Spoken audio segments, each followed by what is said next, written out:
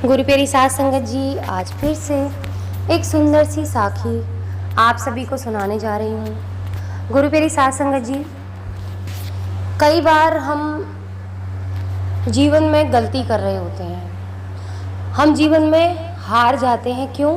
क्योंकि हम दूसरों की नकल कर रहे होते हैं। ये ज़रूरी नहीं कि जो किसी के लिए, किसी एक के लिए रास्ता सही है वो हमारे लिए भी सही हो। हमें कभी किसी की नकल नहीं करनी चाहिए। हम इसी वजह से बहुत दुखी होते हैं। भगवान ने हमें अलग अलग बनाया है। अगर वो चाहते तो हमें एक जैसा ही बनाते। अगर हम सबके लिए रास्ते एक जैसे होते, हमारे कर्म एक जैसे होते, तो हम सारे एक जैसे ही बने होते। हम सबके कर्म अलग अलग थे, इसीलिए हमें अलग अलग तरीके से उन्होंने बनाया है। हर इंसान को अलग बनाया है। तो हर इंसान के जीने का ढंग एक जैसा कैसे हो सकता है?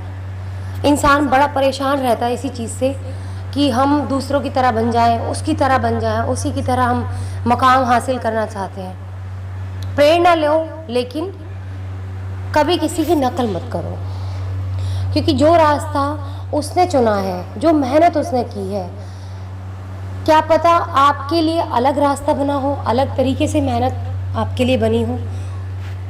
तो ऐसी ही जो चीज़ें होती हैं हमारे जीवन में मूर्खता कहलाती हैं। जब हम किसी की नकल करते हैं ना, तो मूर्ख कहलाते हैं। क्यों? क्योंकि जब हम किसी की नकल करते हैं तो हम जीवन में हमेशा हार जाते हैं। तो आइए गुरु प्यारी साध संगत जी, सुनते हैं आज की ये सुंदर सी साखी। एक बार दो गधे अपनी पीठ पर बोझा उठाए चले जा रहे थे। उनको काफ़ी लंबा सफ़र तय करना था। एक गधे की पीठ पर नमक की बोरियां थीं और एक की पीठ पर रुई की बोरियां लगी हुई थी। जिस रास्ते से वो जा रहे थे, उस रास्ते के बीच में एक नदी पड़ी हुई थी। नदी के ऊपर रेत की बोरियों का कच्चा पुल बना हुआ था। जिस गधे की पीठ पर नमक की बोरियां थीं, उसका पैर बुरी तरह से अचानक से फिसल गया और वो नदी के अंदर गिर पड़ा। नदी में गिरते ही नमक पानी में घुल गया और उसका वजन हल्का हो गया। ये बात उसने बड़ी खुश होकर दूसरे को बताने लगा कि देख, मैं नदी में गिर गया तो मेरा वजन हल्का हो गया, तुझे भी नदी में गिरना पड़ेगा, इतना भारी वजन वैसे ही लेके चल रहा है। दूसरे गधे ने सोचा कि ये तो बहुत बढ़िया तरीका है, ऐसे में तो मैं अपना भार काफ़ी कम कर सकता हूँ। और उसने बिना सोचे समझे पानी में छलांग लगा दी। लेकिन रुई के पानी सोख लेने की वजह से उसका भार कम होने की जगह बहुत बढ़ गया, जिसकी वजह से वो गधा उठ नहीं पाया और उसी नदी में डूबकर मर गया। एक संत ये सारी कहानी अपने शिष्यों को सुना रहे थे। उन्होंने अपने शिष्यों से कहा कि इंसान को हमेशा अपना दिमाग यानी विवेक जागृत रखना चाहिए। अपने दिमाग को आप बड़ा बनाइए, उसमें आप अपने काम करने की क्षमता को लाइए, ना कि दूसरों की नकल करने की बात को अपने दिमाग में बिठाएं। बिना अपनी बुद्धि लगाए दूसरों की नकल कर वैसा ही करने वाले सदा उपहास के पात्र बनते हैं।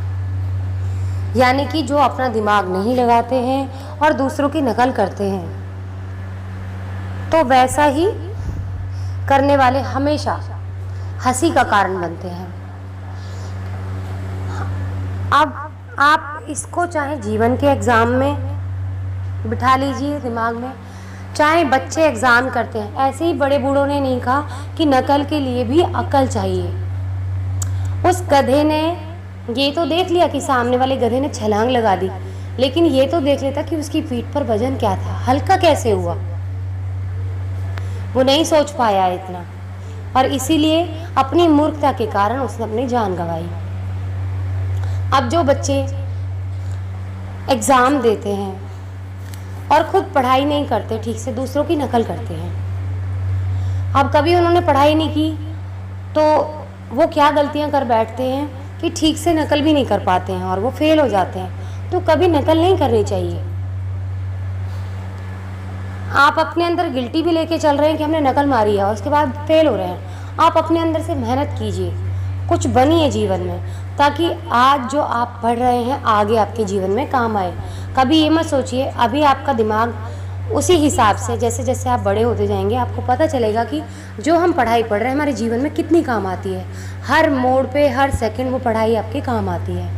आज आप नकल से काम कर रहे हैं, लेकिन जीवन में जब वो इंसान आपसे दूर हो जाएगा जिससे आप नकल मार रहे हैं, तो जीवन की तो नकल नहीं मार सकते ना आप। आपका जीवन चलाने तो वो नहीं आ सकता। तो अपने बलबूते पे मेहनत कीजिए, आगे बढ़िए, ताकि ये धरोहर, ये संपत्ति आप अपने पास संभाल के रखें जिससे कोई नहीं छीन सकता, और इस संपत्ति को हमेशा आप इस्तेमाल कर सकते हैं। दूसरा, उन लोगों के लिए भी मैं कहना चाहती हूँ कि जो एक दूसरे की तरफ बिना मेहनत किए होड़ करते हैं, नकल करते हैं। जो लोग सोचते हैं कि जीवन में और लोगों को देखते हैं कि ये बहुत अमीर है, ये इस तरह के कपड़े पहनते हैं, इस तरह की बड़ी बड़ी गाड़ियों में घूमते हैं। अच्छी बात है कि आप देख रहे हैं, लेकिन आप अपने दिमाग में पॉजिटिव थिंकिंग लेके आइए। अगर आप ये सोचते हैं कि मैं बिना किसी मेहनत के इस तरह के मकाम पे पहुंच जाऊं, गलत रास्ता अपना के, तो गलत है। आप जीवन में मार खाएंगे, ना तो आप उस जीवन को जीने लायक रह जाएंगे जो पहले जी रहे थे, और ना ही उस जीवन के लायक जिसको आप जीना चाह रहे थे। जीवन में अगर आपने मेहनत नहीं की, चाहे वो शरीर की मेहनत है, चाहे वो दिमाग की मेहनत है, आप जीवन में कभी सफल नहीं हो सकते। तो गुरु प्यारी साध संगत जी, अपने जीवन में हमेशा अपने दिमाग का इस्तेमाल करना चाहिए। हमारी असल ज़िंदगी में भी यही बात लागू होती है। हम किसी को एक क्षेत्र में सफल होते देख के उसे कॉपी करना शुरू कर देते हैं। हमें लगता है कि अगर ये बंदा अपने क्षेत्र में सफल हो गया है तो हमें भी उस क्षेत्र में सफलता मिल जाएगी, लेकिन हम शायद ये ध्यान नहीं देते कि उसकी पीठ पर नमक वाली बोरी है, मतलब उसका जो इंटरेस्ट है अलग है। और हमारी गलती की वजह से हम रुई की बोरी को लादे छलांग लगा देते हैं, मतलब दूसरा टैलेंट या इंटरेस्ट को लादे उस क्षेत्र में सफल होने का ख्वाब देखते हैं, और लास्ट में हमें पछताना पड़ता है। अब मान लीजिए एक बच्चा कलाकार बनना चाहता है और वो बन गया, क्योंकि भगवान ने उसको कला के लिए गला दिया है, या डांस के लिए उसको वो कला दी है, तो वो एक क्षेत्र में बन गया और अच्छे खासे पैसे कमा रहा है, बहुत अमीर बन गया, एक नामी गिरामी इंसान बन गया। लेकिन दूसरी हाथ एक बच्चा साइंस में बहुत अच्छा है, पढ़ाई में बहुत अच्छा है, तो वो ये सोचे कि मुझे ये साइंस छोड़ के मुझे सिंगर बन जाना चाहिए या मुझे डांसर बन जाना चाहिए, और जबकि उसको सिंगिंग का ना उसका गला है, उसके लिए बना नहीं है, ना उसका इंटरेस्ट है शुरू से, और ना ही डांस के लिए उसको कला दी है भगवान ने।